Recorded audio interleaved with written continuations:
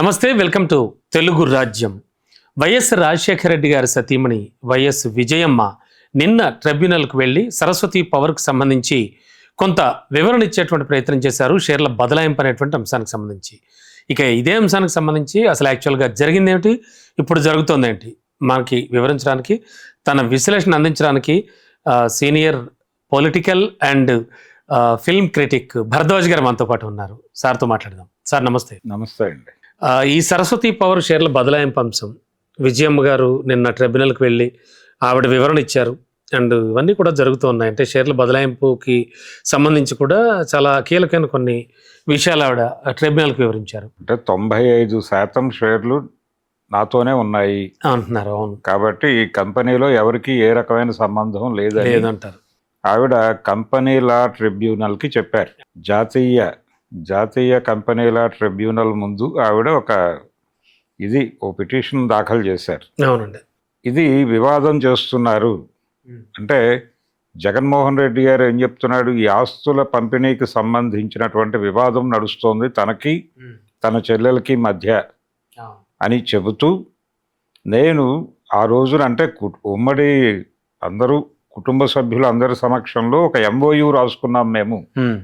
ఆ MOU ప్రకారమే ఆవిడకి ఆస్తుల బదలాయింపు జరుగుతుంది షర్మిల గారికి, దాన్ని అతిక్రమించను నేను అని చెప్పాడు. ఆయన ఒక డిక్లరేషన్ ఇచ్చాడు.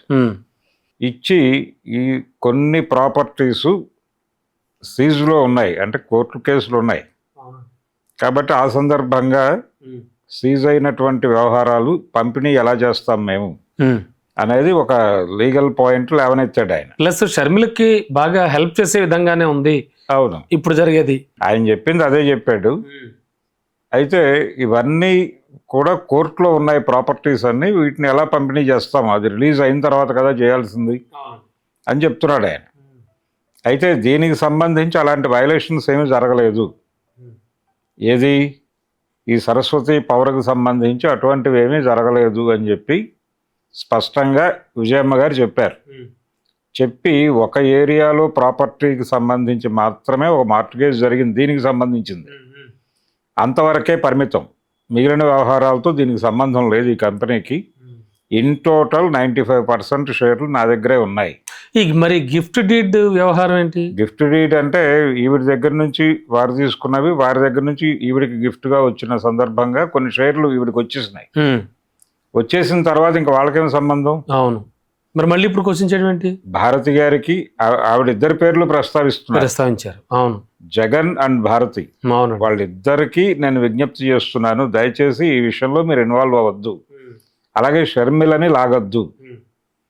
షర్మిల గారు కూడా కొంత దీన్ని లింక్ చేస్తూ మాట్లాడిన సందర్భం ఉంది, దాన్ని కూడా ప్రస్తావించింది ఈవిడ. ప్రస్తావించి అంటే అసలు ఈ వ్యవహారం పరిధిలోకి రాని అనేక సెక్షన్స్ గురించి మాట్లాడుతున్నారు. 59 అనేటువంటి ఒక సెక్షన్ గురించి ప్రస్తావిస్తున్నారు. అసలు దానికి ఏ సంబంధం లేదు. మీరు ఇవన్నీ ఎందుకు ఈ హడావిడి చేస్తున్నారు అనేది ఒకటి.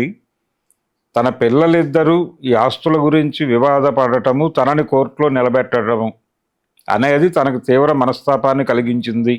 సెంటిమెంట్ ని రగిలించేటువంటి ప్రయత్నం చేస్తున్నారు జగన్ గారిపై, భారత్ గారిపై అనేది కూడా వార్త వస్తుంది. నిజమే, అంటే ఆవిడ వెర్షన్ అదే.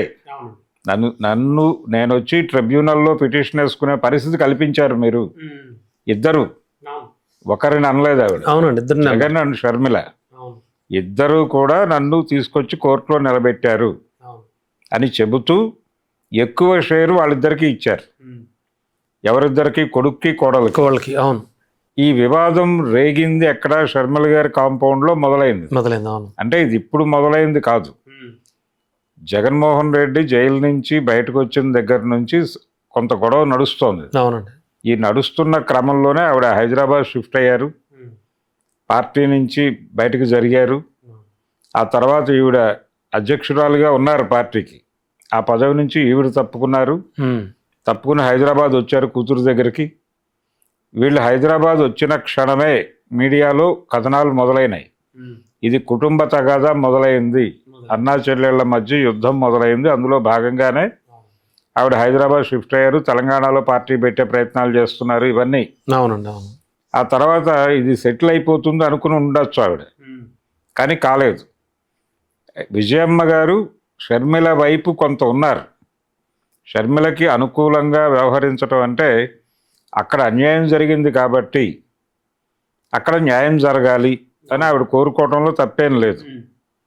అలాగే వీళ్ళు కూడా తమకి సంబంధం లేని షేర్లని ఎందుకు ప్రస్తావించి ఎంఓయూ ప్రకారం అని చెబుతూ ఇక్కడ కోర్టుతో అటాచ్మెంట్ ఉన్నటువంటి ఆస్తులు పంపిణీ చేయటం కుదరదు కదా, నువ్వు ఇప్పుడు బహిరంగంగా మాట్లాడకు అని ఎందుకు వ్యవహారం చేస్తున్నారు అనేది ఒక వివాదం. అయితే విజయమ్మ గారు చెప్పింది కావచ్చు, చాలామంది వైఎస్ఆర్సీపీ నాయకుల మనసుల్లో కూడా ఇదే ఉంది.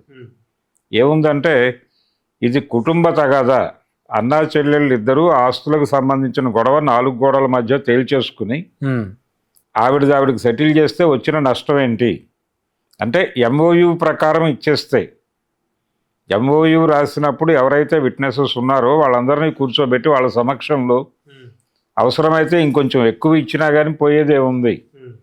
2019 తర్వాత ఎక్వైర్ అయినటువంటి ప్రాపర్టీస్లో ఆవిడకి ఏ సంబంధం లేదు. ఆవిడకి కానీ విజయమ్మ గారికి కానీ అవి ఇన్ టోటల్ జగన్ ఫ్యామిలీకి మాత్రమే చెందుతాయి. ఎంఓయూ ఎప్పుడు రాసుకున్నారో అప్పటి వరకే, అప్పటి వరకు నా ఆస్తుల్లో నేను ఒక 10% అదనంగా ఇస్తాను అన్నప్పటికీ జగన్మోహన్ రెడ్డికి వచ్చిన నష్టం లేదు. అది సెటిల్ చేసుకోకపోవడం వలన జరుగుతున్న నష్టమే ఎక్కువ ఉంది. వీళ్ళు అధికారంలోకి రాకపోవడానికి కారణం కూడా అదే. షర్మిలగా అంటే ఎన్నికల కంటే ముందే ఇది సెటిల్ అయిపోయి ఉంటే ఆవిడ ఆరోపణలు ఉండకపోను కదా. ఆవిడ చేసినటువంటి ప్రచారం, ఆవిడ కాంగ్రెస్ పార్టీ రాష్ట్ర బాధ్యతలు తీసుకున్న తర్వాత చేసిన ప్రచారం అంతా ఎవరికి ఉపయోగపడింది? చంద్రబాబు నాయుడుకి ఉపయోగపడింది. చంద్రబాబు నాయుడు ముఖ్యమంత్రి కావటంలో కొంత వాటా షర్మిల గారు కూడా కంట్రిబ్యూషన్ ఉంది, పరోక్షంగా. ఆవిడ సునీత గారు వీళ్ళ వీళ్ళ మాటల్ని ప్రజల్లోకి తీసుకెళ్ళింది ఎవరు? తెలుగుదేశం మీడియానే. తెలుగుదేశం మీడియా భుజాన మోసింది. మోయటం అంటే ఏమిటి? జగన్మోహన్ రెడ్డి పతనానికి వీళ్ళిద్దరిని విపరీతంగా ఉపయోగించుకున్నారు, వాడుకుంది. కాబట్టి ఇది గనక ముందే సెటిల్ అయి ఉంటే ఏమైంది? ఇప్పుడు జగన్మోహన్ రెడ్డిని నమ్ముకుని ఆ పార్టీలో ఉండి ఆ పార్టీ తరఫున కంటెస్ట్ చేసినటువంటి ఎమ్మెల్యేలు ఈ ప్రచారం ఫలితంగా వాళ్ళు ఓడిపోతే మీ ఇంటి తగాదా మా జీవితాలను ఇబ్బంది పెడితే ఎలా అని ప్రశ్నిస్తే ఏం సమాధానం చెప్తాడు జగన్మోహన్ రెడ్డి? అందుకని ఇది 4 గోడల మధ్య సెటిల్ అవ్వాల్సింది సెటిల్ చేసుకోకపోవడం వలన జరుగుతున్న నష్టంలో మేమందరం నష్టపోతున్నాం, మీ కుటుంబం మాత్రమే కాదు, మొత్తం పార్టీని తీసుకెళ్ళి నువ్వు దానిలో పెట్టడానికి నీకేం రైట్ ఉంది అని అడగాలనుకుని అడగలేకపోతున్నారు వాళ్ళు. వాళ్ళ మనసుల్లో ఉన్న గొడవ ఇది. అంటే టోటల్ ఎపిసోడ్లో లాభపడింది ఎవరు, నష్టపోయింది ఎవరు? అంటే మీన్స్ లాభ నష్టాలు అంటే అంటే జనాల దృష్టిలో పడిపోయారు బాగా. సో ఎవరికి ఎక్కువ లాస్? అసలు ఈ ఆస్తులన్నీ ఎక్కడి నుంచి వచ్చినాయి, ఎలా ఎక్వైర్ అయినాయి అనే దాని గురించి కదా మాట్లాడుకోవాలి. అది సరస్వతి పవర్ కావచ్చు, ఇంకొకటి కావచ్చు, సాక్షి కావచ్చు, శాండూరు ఏదైనా కావచ్చు, భారతీయ సిమెంట్ కావచ్చు, ఇవన్నీ ఎక్కడి నుంచి ఎక్వైర్ అయినాయి? ముఖ్యమంత్రి అవటానికి ముందు వైఎస్ రాజశేఖర రెడ్డి పరిస్థితి ఏంటి, ఈయన పరిస్థితి ఏమిటి? ఈయన బెంగళూరులో పారిశ్రామికవేత్తగా ఉన్నాడు. ఈయనకి అంతకు ముందే దాదాపు అంటే చాలా భారీ అమౌంట్కి ఆయన షూరిటీ పెట్టాడు. ప్రతిపక్ష నాయకుడిగా ఉండగా వైఎస్ రాజశేఖర రెడ్డి పెట్టినప్పుడు కూడా అసెంబ్లీలో గొడవ జరిగింది. దానికి సమాధానం చెప్పుకున్నాడు ఆయన. నా కొడుకు కంపెనీలు పెట్టుకోవడానికి నేను షూరిటీ పెడితే అది తప్పని మీరు ఎలా మాట్లాడతారు అని మాట్లాడాడు ఆయన. సీఎం కాదు అప్పుడు ఆయన. ఓకే, సీఎం అయిన తర్వాత అని చెప్తున్నారు కానీ సీఎం కాకముందే. అయితే సీఎం అయిన తర్వాత ఈయన కంపెనీల్లో వాటాదారులు పెరిగారు, డబ్బులు పెట్టేవాళ్ళు పెరిగారు. ఎక్కడి నుంచి వచ్చారు వీళ్ళందరూ? అంటే ప్రభుత్వం మనకి ఆర్థిక పాలసీలు మారిన తర్వాత, ఎకనామిక్ రిఫార్మ్స్ వచ్చిన తర్వాత ప్రభుత్వాలు కార్పొరేట్లను ఫెసిలిటేట్ చేసేటువంటి ఏజెన్సీలుగా మారినాయి. ఎవరు చేసినా అదే, చంద్రబాబు చేసినా అదే, వైఎస్ రాజశేఖర రెడ్డి చేసినా అదే. ఒక రకంగా చంద్రబాబు నాయుడు వైఎస్ రాజశేఖర రెడ్డి గురువు ఆ విషయంలో. అలా ఆయన కార్పొరేట్లను ఫెసిలిటేట్ చేస్తూ, కాంట్రాక్టర్లను ఫెసిలిటేట్ చేస్తూ తీసుకున్న నిర్ణయాల వలన వీళ్ళ కంపెనీల్లోకి షేర్లు వచ్చినాయి. వాళ్ళు మీకిది మాకది అన్న పద్ధతిలో అక్కడ ప్రయోజనం పొంది దాన్నే క్విడ్ ప్రోకో అన్నారు. అదే వాళ్ళు ప్రభుత్వం నుంచి ప్రయోజనం పొంది మొబిలైజేషన్ అడ్వాన్సులు ఇచ్చారు వాళ్ళు. నువ్వు నాకు హెల్ప్ చేయి, నేను నీకు హెల్ప్ చేస్తాను. అదే ఒక కాంట్రాక్ట్ ఇవ్వడంతో పాటు మొబిలైజేషన్ అవార్డ్ అడ్వాన్స్ అనే పేరుతో డబ్బులు ఇచ్చారు. ఆ డబ్బులు తీసుకొచ్చి ఇక్కడ పెట్టారు వాళ్ళు. పెట్టారు. అలా ప్రజల సొమ్ము కదా ఇదంతా. అవునండి, అవును. ప్రజల సొమ్ముని మీ ఆస్తులుగా ప్రొజెక్ట్ చేసుకుని దాని గురించి మీరిద్దరూ గొడవపడి మీ పార్టీని నమ్ముకుని మీ పార్టీలో చేరినటువంటి ఎమ్మెల్యేలందరూ నష్టపోవడానికి ఇది కారణమై వీళ్ళందరి జీవితాలని ఇబ్బంది పెట్టే రైట్ ఎవరిచ్చారు మీకు?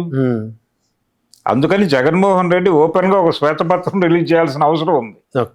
ఇప్పుడు విజయమ్మ గారు ఓపెన్ గా ఆవిడ ఛాలెంజ్ చేసింది ట్రిబ్యునల్కి వెళ్ళి, దీనిలో 95% నాదే, ఎవరికి ఏ ప్రమేయం లేదు అని చెప్పింది ఆవిడ. అవునండి. చెప్పి ఏ పద్ధతుల్లో అయినా వచ్చుండొచ్చు గాక, అవి గిఫ్ట్ డీడ్ల ద్వారా వచ్చినా ఇంకో పద్ధతిలో వచ్చినా అవి నా దగ్గర ఉన్నాయి. సో దీనికి సంబంధించి మాట్లాడే రైట్ ఎవరికీ లేదు. అలాగే వాళ్ళు వేసినటువంటి ఏ పిటిషన్ని మీరు ఎంటర్టైన్ చేయాల్సిన అవసరం లేదు అని ట్రిబ్యునల్కి స్పష్టంగా చెప్పేశారు. దానికి సంబంధించిన డాక్యుమెంట్స్ అన్ని సమర్పించారు కాబట్టి ఆ డెసిషన్ ఏదో వచ్చేస్తుంది. వచ్చేసిన తర్వాత అయినా సరే మీరు ప్రపంచానికి సమాధానం చెప్పుకోవాలి కదా. ఖచ్చితంగా ఆ సమాధానం చెప్పుకోవడానికి అసలు ఈ ఆస్తుల గొడవ ఏమిటి, ఈ ఆస్తులకు సంబంధించినటువంటి ఒక శ్వేతపత్రం విడుదల చేసే ధైర్యం జగన్మోహన్ రెడ్డికి ఉందా?